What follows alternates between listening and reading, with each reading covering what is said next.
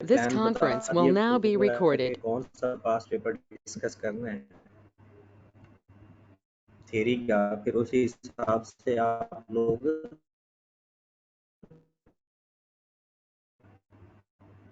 अपनी तैयारी कर लीजिएगा।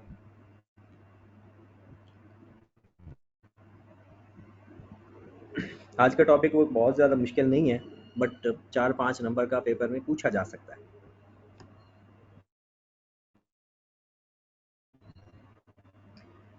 तो स्टार्ट करते हैं।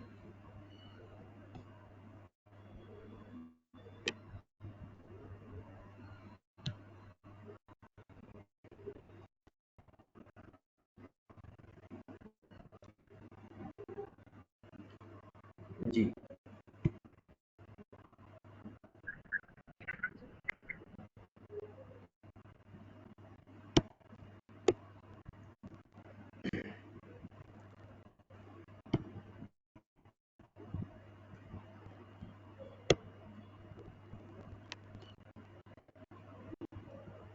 चलें। पॉलिटिकल एनवायरनमेंट एंड बिजनेस मतलब मुल्क की सियासत या किसी भी मुल्क की सियासत बिजनेस के ऊपर क्या असरअंदाज होती है, हमसे ज़्यादा तो शायद कोई भी नहीं जान सकता।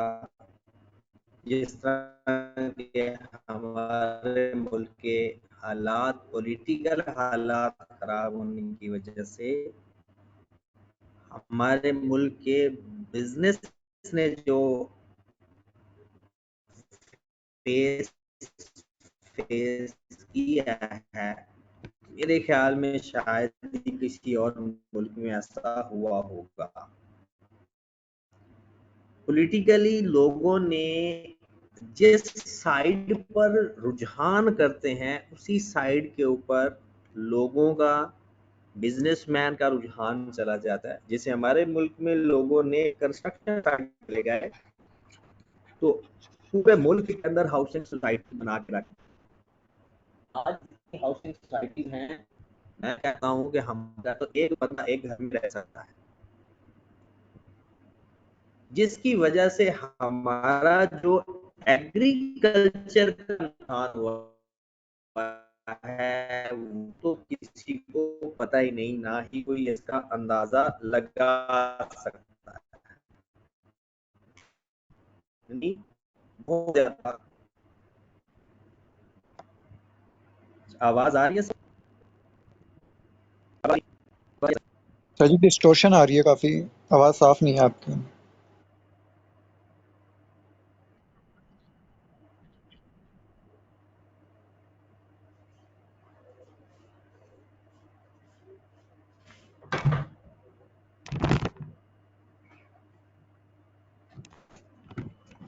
हाँ जी, अब ठीक हो जाएगी आवाज। थोड़ा सा इश्यू मुझे लगता था। अब आवाज ठीक है या अभी भी सर डिस्टॉर्शन आ ठीक रही है, अब ठीक है। है? सर वो थोड़ा सा मोबाइल डाटा के साथ क्लास कनेक्ट किया है ना, क्योंकि घर का नेट नहीं आ रहा। वो जो कोई कॉल करता है ना, इस वजह से वो डिस्कनेक्शन हो जाती है। तो जब कोई कॉल करता है तो फिर थोड़ी देर के लिए नेट चला जाता है। चलिए हम स्टार्ट करते हैं। हमारा जो पेस्टल इफेक्ट है ना, अपन पेस्टल एनालिसिस है, उसका पी हम पढ़ने लगे हैं। पहला, पॉलिटिकल एनवायरनमेंट। हाँ जी, वो कहता है ये तो कोई इस बात से तो कोई दूर नहीं जा सकता कि किसी भी दुनिया के अंदर जो पॉलिटिक्स है ना, वो बिजनेस सोसाइटी को, बिजनेस स्ट्रक्चर को बहुत ज़्यादा अफेक्ट करती है। कहता है कि जब पहले ना एक एग्रीकल्चर रेवोल्यूशन आया था,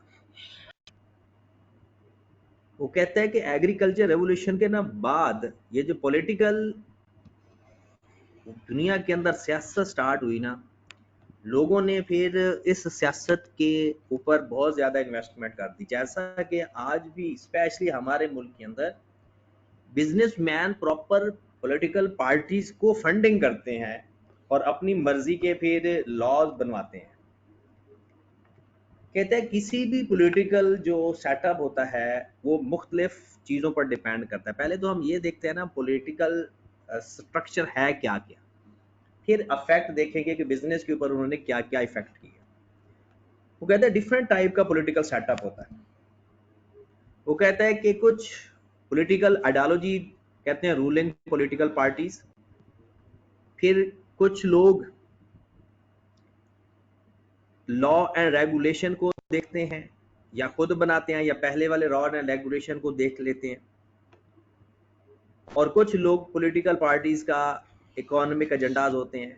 मतलब ये डिपेंड करता है हर पॉलिटिकली सेटअप के ऊपर। और जिसे हम मंशूर नहीं कहते, हर पार्टी का एक मंशूर होता है, फिर जो पार्टी अपने हुकूमत में आती है वो उस अपने मंशूर पे अमल करती है या करवाने की कोशिश करती है।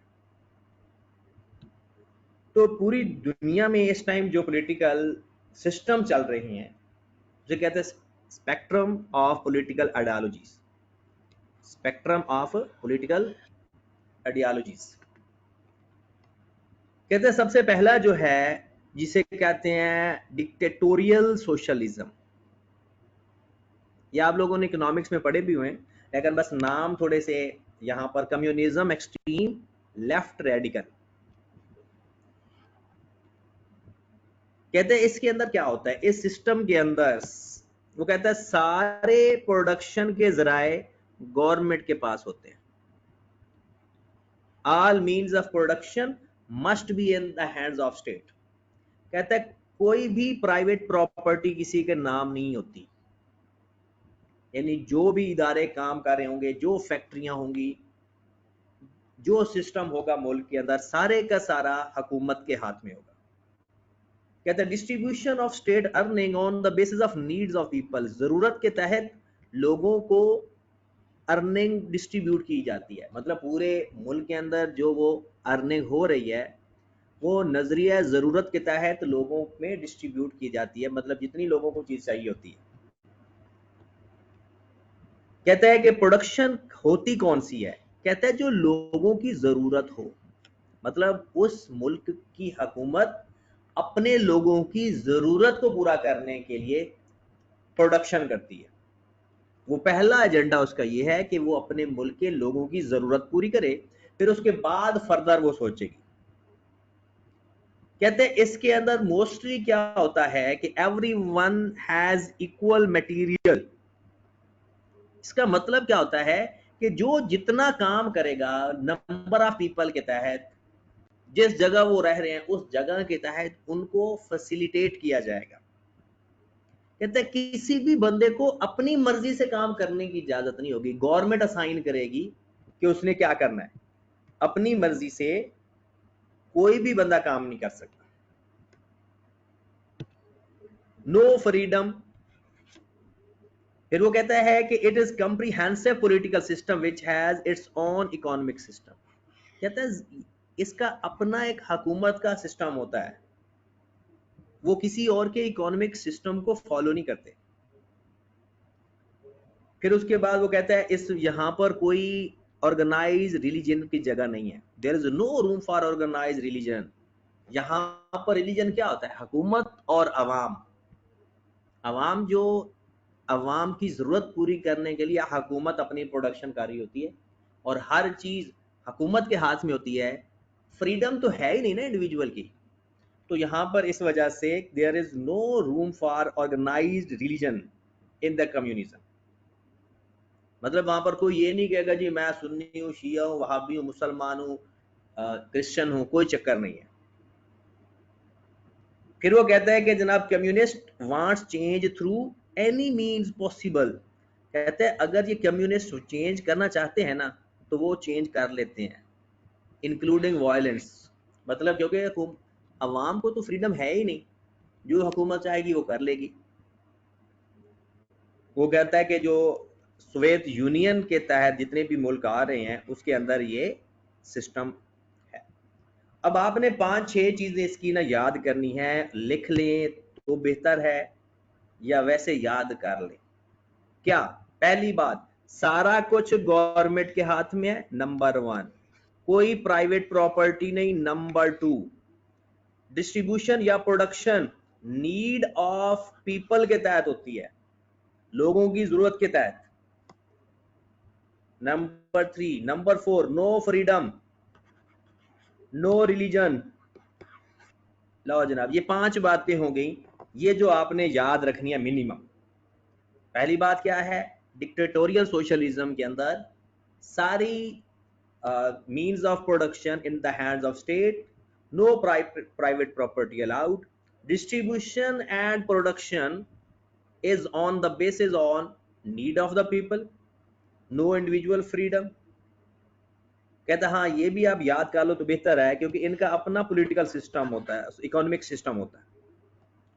There is no room for organised religion.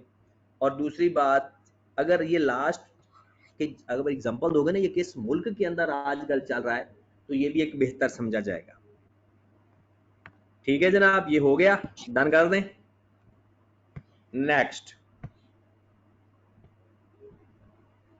है जनाब liberal left wing democratic socialism. वो था डिक्टेटर, ये है डेमोक्रेटिक। डेमोक्रेटिक का मतलब यह होता है कि थोड़ा बहुत प्राइवेट भी अलाउ हो और बाकी गवर्नमेंट का भी हो। लेकिन जो लिबरल लेफ्ट विंग है ना, इसके अंदर देखिए most and important means of production in the hands of state with few exceptions allowed. Dictatorial socialism में पूरे के पूरी प्रोडक्शन के मींस जराए गवर्नमेंट के हाथ में थे, लेकिन इसमें मेन गवर्नमेंट के हाथ में है, but exceptions are allowed. Private property allowed उसमें नहीं थी। कहते हैं recognise the distinction between people based on their ability. पिछले सिस्टम के अंदर हर बंदे को इक्वल ट्रीट किया जाता था, लेकिन इस सिस्टम के अंदर एबिलिटी भी देखी जाएगी। जो ज्यादा काम करेगा उसे ज्यादा फैसिलिटेट किया जाएगा, जो कम काम करेगा उसे कम फैसिलिटेट किया जाएगा। Distribution of output among people should be based on there input. जितना कोई काम उतना। लास्ट के अंदर ये नहीं था, लास्ट नीड ऑफ पीपल के तहत, यहां पर एबिलिटी कॉम्पिटेंसी के तहत। इसमें स्टेटस को चैलेंजेस होते हैं, यानी मतलब क्या होता है कि वो जो ज्यादा काम करता है, जो ज्यादा बेहतर स्टेटस में चला जाता है, ऊपर चला जाता है। गरीब अमीर का भी तस्वुर है, डिपेंड्स ऑन एबिलिटी। फिर वो कहता है the system believes that the people are responsibility of the state and it needs regulates through laws of protect message. मतलब कि यहां पर ये समझा जाता है कि लोग रिस्पॉन्सिबल हैं अपने मुल्क के लिए, अपने मुल्क की खिदमत के लिए, और वो अपने कानून को मानते हैं, उस कानून के तहत काम करते हैं। Religion is allowed in this system, मजहब भी अलाउ है। अब देखिए, एक सिस्टम आप याद कर लो तो बाकी सिस्टम का फर्क देखते जाएं बस। They favour changes through peaceful means. उसमें जो चेंजेस लाना चाहते हैं वो किसी हद तक जा सकते हैं, बट यहाँ पर जो चेंजेस लाना चाहते हैं वो पीसफुल मीन्स के तहत लेकर आना चाहते हैं, वायलेंस नहीं। Everyone is equal in front of law. आपको पता है पाकिस्तान के अंदर ये सिस्टम है, लेकिन वो फुल टाइम नहीं है, 100% नहीं है ये system. Implementation of ideology through social change, लेकिन मतलब जो आइडियोलॉजी में चेंज आएगा वो सोशल लोगों के कहने पे आएगा। मेजर करैक्टरिस्टिक या इकोनॉमिक इक्वालिटी या नेशनलिज्म, और किस मुल्क में? स्वीडन में। Fabian in the study British socialist, ये कहां पर है? स्वीडन के अंदर। तीसरे नंबर पर आ जाता है जी मॉडरेट डेमोक्रेसी। पहला था डिक्टेटोरियल सोशलिज्म, दूसरा था liberal left wing democratic socialism, अब है moderate democracy. They want changes but not at the cost of tradition. ये चेंज चाहते तो हैं but not at the cost of tradition. State must play the role of guardian at all. State guardian के तौर पर काम कर रही होती है। जैसे खान साहब ने कहते थे, जो वजीर आजम होता है वो एक बाप की हैसियत रखता होता है। Individual freedom is recognised, individual freedom recognise, full religion freedom. Private property is allowed. Ownership of private public needs to be balanced. They believe in international cooperation for the benefit. However, they also recognize their national interest. Slow social change. मुल्क कौन से हैं? Canada. और ये जो नीचे लिखा हुआ है ना, JS mill, farmer of you, ये पार्लियामेंट, ये उनके नाम है जिन लोगों ने इस चीज को प्रमोट किया था। तो पाकिस्तान में भी ऑलमोस्ट यही चीजें हैं, मॉडरेट डेमोक्रेसी है, लेकिन प्रॉपर नहीं है, प्रॉपर स्टिल नहीं है। उसके बाद है जनाब laissez faire democratic capitalist, right wing. Democracy उन 3 टाइप की होगी, एक लिबरल लेफ्ट विंग, फिर मॉडरेट, अब आगे फेयर डेमोक्रेटिक कैपिटलिस्ट। कहता फ्री मार्केट ओपन कंपटीशन, मतलब जो बंदा, गवर्नमेंट भी अपना काम कर सकती है, प्राइवेट लोग भी काम कर सकते हैं, जो बेस्ट क्वालिटी देंगे वो जीतेंगे। कहता है कि rule by the few rich and powerful, elitist oligarchy. इसका मतलब क्या होता है कि वही रूल करेगा, अमीर बंदा ही सब कुछ है। Law favour the elite, law किसकी फेवर करता है? अमीर बंदे की। Maximum private property with least ownership by means of production of state. वो कहता है ये स्टेटस को मेंटेन करने की कोशिश करते हैं, लेकिन होता नहीं है। लॉ किसकी मानता है? अमीर बंदे की। कहता है अटेनमेंट ऑफ नेशनल या state goals by any means possible amending the law. कहता है जब नेशनल या सोशल गोल्स को अचीव करना है तो आप लॉ में अमेंडमेंट ला सकते हैं। ये जो हमारे यहाँ लॉ नहीं पास हो जाते। Individual liberties are recognized with exceptions. कहता है लोगों की आजादी भी है बट कम। Religious practice in all forms is allowed, हर तरह की मजहबी आजादी है। Large corporations can flourish in this system and charge their consumer as much as they want। कहता है जो मोनोपोलिस्ट होते हैं, जो बहुत ज्यादा पैसा होता है जिनके पास, वो अपनी मर्जी से चीजें सेट करते हैं और जो मर्जी कंज्यूमर को चार्ज करते हैं। There is tendency of suppression and oppression by majority, मतलब जिसकी लाठी उसकी भैंस। मतलब लोग मेजोरिटी के तहत आते हैं, जिसकी मेजोरिटी है वो आकर हुकूमत में सुपरमैसी, मतलब अपनी बात मनवा लेते हैं। वो कहते हैं attainment of national interest over international interest. कहता है मुल्क का मफाद इंटरनेशनल मफाद के ऊपर रखते हैं। पॉलिटिक्स पावरफुल होते हैं और इसकी कैरेक्टरिस्टिक्स क्या हैं? Private ownership, self interest, open competition, ये सारी इसकी कैरेक्टरिस्टिक्स हैं और ये पूरी के पूरी पाकिस्तान के ऊपर फिट होती हैं। लेकिन क्योंकि ये सारे के सारा यूएस सिस्टम इस तरह से होता है, लेकिन हमारे मुल्क के अंदर सबसे बड़ा मसला ये है, कोई भी चीज पूरी तरह नहीं है, कोई भी चीज।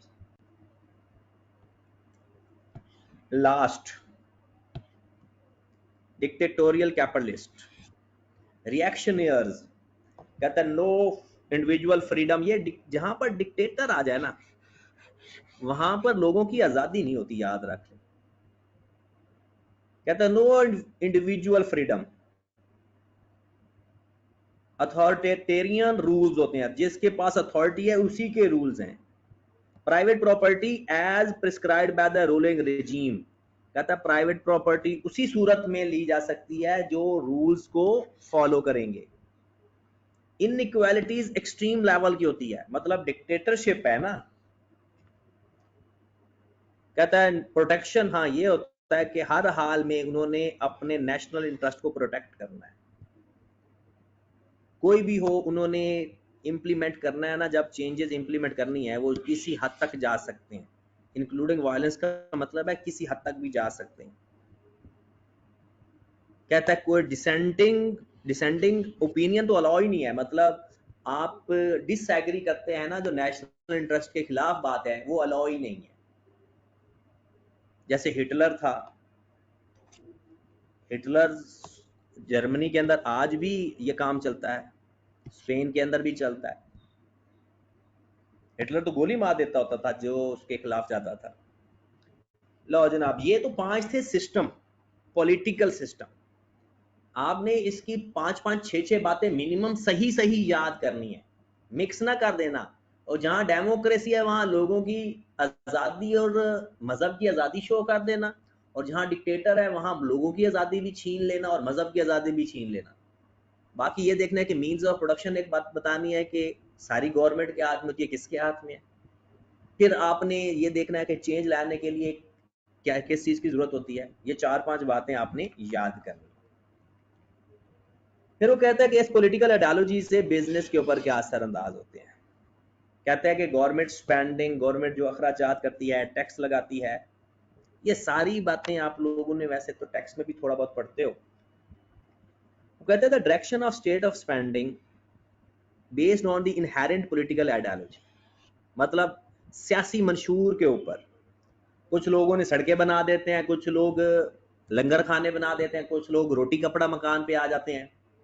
कहते हैं गवर्नमेंट इन चीजों पे खर्च करती है। Such as government incline towards leftward spend on the public spheres, free health, education, services, welfare, मतलब अपने मंशूर के तहत उन्होंने लोगों पर खर्च करना है।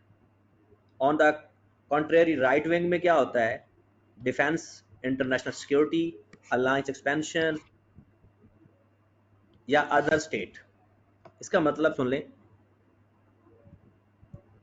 जो लेफ्ट साइड होती है वो अवाम की साइड होती है, प्योर डायरेक्टली अवाम की साइड होती है। जो राइट विंग स्टेट होता है ये हमारा होता है गवर्नमेंट का काम, मतलब जिसे हमसे डायरेक्टली लिंक नहीं होता, जैसे डिफेंस है, इंटरनेशनल सिक्योरिटी है, लोगों के साथ अलायंसेज हैं, expansion of influence over other state है। ये होता है बाहर के मुल्कों के साथ सारा काम। तो लेफ्ट विंग में डायरेक्टली अवाम की चीजें आती हैं और राइट विंग में ओवरऑल मुल्क की चीजें आती होती हैं। फिर टैक्सेस है। कहते हैं टैक्सेस का जो मैकेनिज्म होता है वो डिपेंड करता है अर्निंग के ऊपर और खर्चे के ऊपर। कहता है मुख्तलिफ जो स्टेट्स हैं उनका तरीकाकार टैक्स के ऊपर बिल्कुल डिफरेंट होता है, लेकिन टैक्स की जो पॉलिसीज हैं वो बिजनेस के ऊपर बहुत ज्यादा असरअंदाज करती हैं। वो एक तरह का ओवरहेड होता है प्रॉफिट के ऊपर। कहता है वो ये आपको, बाकी तो टैक्स के रूल्स ही है ना कि जिनकी इनकम कम है हो सकता है उसके ऊपर कम टैक्स लगाए जाएं, उनके खर्चे भी कम हों। ये टैक्स क्यों लगाए जाते हैं, रोड्स बनाने के लिए, पब्लिक स्कूल बनाने के लिए, हॉस्पिटल बनाने के लिए। और मोस्टली जो टैक्स की एक्सरसाइज की जाती है वो प्राइवेट सेक्टर के ऊपर की जाती है, क्योंकि जो गवर्नमेंट वाले होते हैं वो तो नॉन प्रॉफिट ऑर्गेनाइजेशन के तौर पर कामकारी होती है, तो उसके ऊपर टैक्स नहीं लगाया जाता। कहते हैं अच्छी स्टेट वो होती है जिसके टैक्स के लॉज अच्छे होते हैं। वो कहते हैं if the state fails to broaden the tax net, अगर वो टैक्स नेट को सही नहीं कर पाएगी तो फिर उसका हाल हमारे जैसा होगा। क्योंकि किसी भी मुल्क की जो तरक्की है तो जब तक उसके पास पैसे नहीं आएंगे फिर वैसा ही है कि आईएमएफ की मिन्नतें करनी पड़ेंगी। हमारे मुल्क के अंदर भी जो सबसे ज्यादा टैक्स इकट्ठा होता है वो एक तो सेल्स टैक्स होता है और दूसरा सैलरी टैक्स होता है। इनकम टैक्स तो नजर ही नहीं आता। अगर आप आगे जब जाओगे ना, जब प्रैक्टिकली काम करोगे तो आप मेन ज्यादा आपको ये सैलरी और सेल टैक्स ही नजर आएगा। इनकम टैक्स तो नजर ही नहीं आएगा, बल्कि वो तो रिफंड के चक्करों में होते हैं। यहाँ पर देखें ना, Pakistan is facing this problem past few decades, consecutive government are unable to broaden the tax net successfully. Pakistan की गवर्नमेंट टैक्स नेट को उसके ऊपर काम ही नहीं कर पा रही, उनको अपनी फुर्सत ही नहीं मिलती, कहाँ टैक्स को करेगी। इतने पढ़े लिखे तो लोग हैं नहीं। इकोनॉमिक पॉलिसीज, ये तो आपको पता है इकोनॉमिक पॉलिसीज का मतलब क्या है कि गवर्नमेंट जब सब्सिडीज देती है या किसी भी चीज को पर यानी बेहतर बनाने के लिए जो पॉलिसीज बनाती है वो बिजनेस के ऊपर बड़ा असरअंदाज होती हैं। उसकी इकोनॉमिक पॉलिसीज, टैक्स की पॉलिसीज असरअंदाज होती हैं, गवर्नमेंट के अखराजात बिजनेस के ऊपर यानी डिपेंड करते हैं। कहते हैं different political parties different policies based on there on economic ideologies. हमारे यहाँ तो अपनी पार्टी के लोगों को फायदा दिया जाता है, वैसे हर मुल्क को चाहिए ये कि जो उसका पॉलिटिकल सिस्टम है उस तहत इकोनॉमिक पॉलिसीज बनाए। कहते हैं pro agriculture political approach may not be able to pay attention to the other sector. कहता है जो एग्रीकल्चर फैक्टर हैं, जो एग्रीकल्चर सेक्टर वाले, वो अदर सेक्टर पर कम तवज्जो देते हैं। हम लोग भी एग्रीकल्चर में आते हैं, लेकिन अनफॉर्चुनेटली हमने एग्रीकल्चर को भी छोड़ दिया है। इसकी वजह से हमें थोड़ा सा मसला भी आ जाता है। कहते हैं ideology relying on the non agriculture sector may managing economy that is not conducive for agriculture sector. कहता है कोई नॉन एग्रीकल्चर सेक्टर पर डिपेंड करना भी कोई अच्छी बात नहीं है। तो बेहतर यही है कि बंदे को एग्रीकल्चर में भी डिपेंड करना चाहिए, प्लस इंडस्ट्री पर भी करना चाहिए। एग्रीकल्चर आपका रॉ मटेरियल है और इंडस्ट्री आपकी फिनिश्ड गुड्स है। तो जब तक रॉ मटेरियल हमारे पास नहीं होगा तब तक हम कुछ नहीं कर पाएंगे। लेबर लॉ, लेबर लॉ आपको पता है बहुत ज्यादा इफेक्ट करता है बिजनेस को।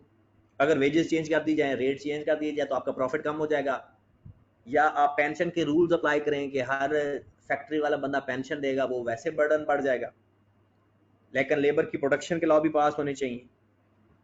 तो कहता है ये सब कुछ डिपेंड करता है उस पॉलिटिकल पार्टी के ऊपर। कहते हैं political party often vocal on their stance, minimum wage rate, insurance, labour related taxes, regulation, तो जिससे हमारा प्रॉफिट और बिजनेस अफेक्ट होता है। Any change in labour law can mean change in the expenses of the business.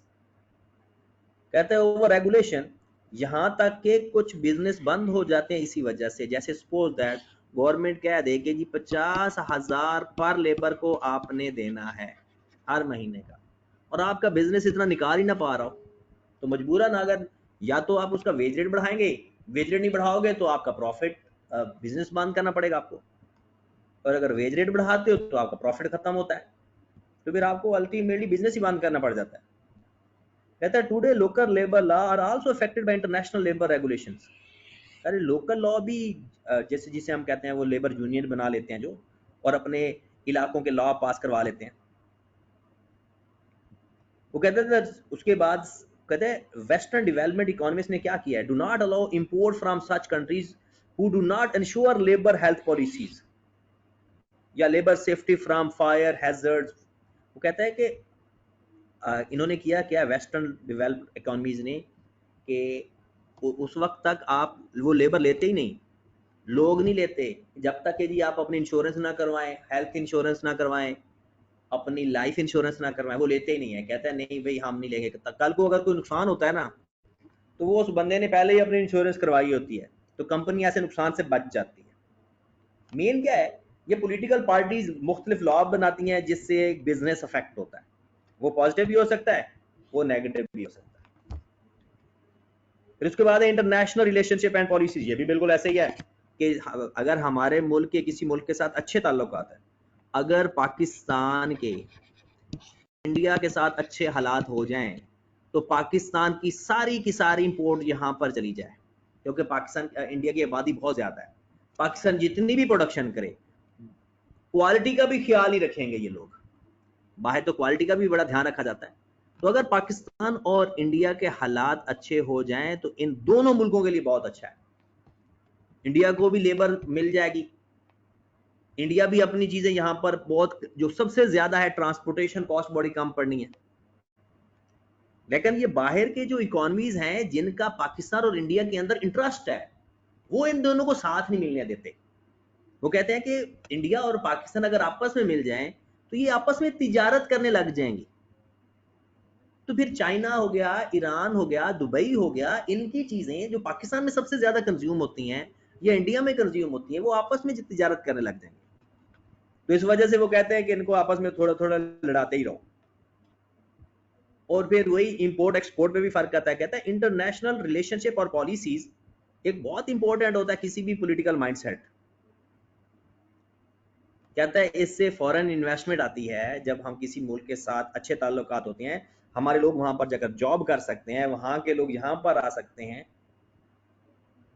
कहते हैं कि एक प्रोटेक्शन पॉलिसी में भी different impact. We live in the increasingly interconnected world where even small business have global supply chain।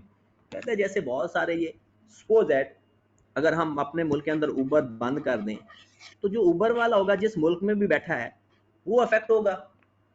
तो उबर वाला तो यही चाहेगा ना कि उसके हर मुल्क के साथ अच्छे ताल्लुकात हों, वो तो कभी भी नहीं चाहेगा। लो जनाब, लास्ट कॉन्सेप्ट वो कहता है गवर्नमेंट का और बिजनेस का आपस में क्या इंटरेक्शन रहता है। ये आपने खुद ही एक नज़र पढ़ना है, कोई इतना मुश्किल नहीं है। फाइनेंशियल स्ट्रैटेजीज बनाई जाती हैं, बिल्डिंग स्ट्रैटेजीज, ये सारा एक नज़र आपने पढ़ना है। स्टेक होल्डर कोलिशन, इसमें अगर कोई इशू आएगा तो हम उसको देख लेंगे।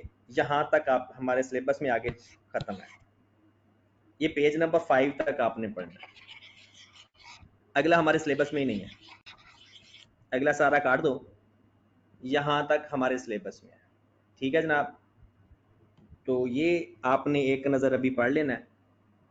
तो कल से इंशाल्लाह इसके पास पेपर की तरफ भी हमारा रुझान होगा और कल मैं आपको एक स्ट्रैटेजी दे दूंगा और उस हिसाब से फिर हम आगे चलते रहेंगे इंशाल्लाह।